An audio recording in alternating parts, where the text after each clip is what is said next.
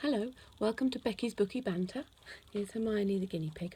Today I thought I'd just quite quickly talk to you about this book that I have recently read.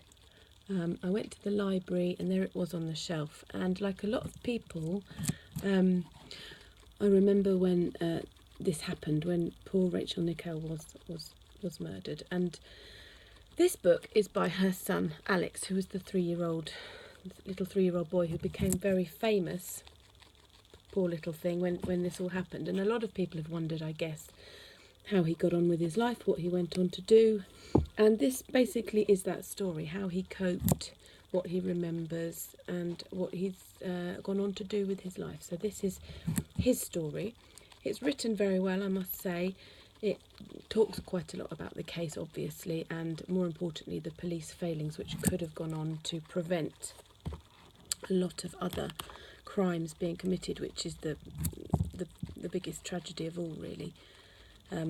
Rachel Nickell's own murder, it seems, could have perhaps been prevented, but he doesn't dwell too much on that. He talks about how he coped, what his dad did to try and take him away from the press intrusion, which was horrific at the time. It's in the days before Princess Diana died, and when the press really did feel that they could go anywhere and do anything and intrude on this family's life. So Alex Hanscombe took Alex abroad, travelled around a lot.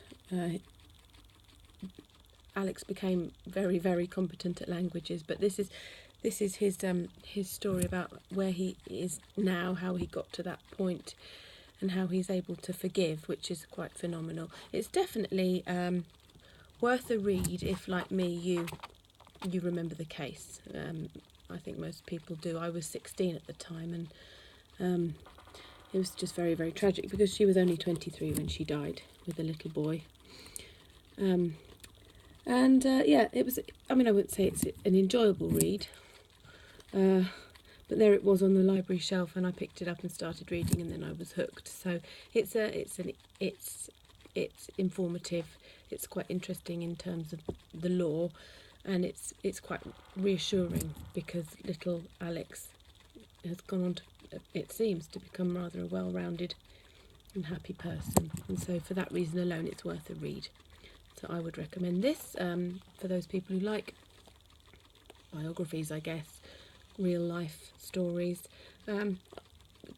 Goes into quite a lot of detail that perhaps is unnecessary at the time, perhaps slightly too much detail about certain things, but who am I to criticise?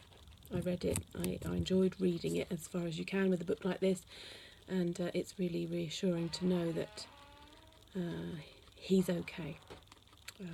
And she would be very proud of him, as I'm sure his dad is. Thank you very much. I think I would give this one 7 out of 10. And don't forget, coming soon, still got a few chapters to read, but this beast, I'm going to be reviewing this as soon as I've finished it, and he is quite a man. Thank you.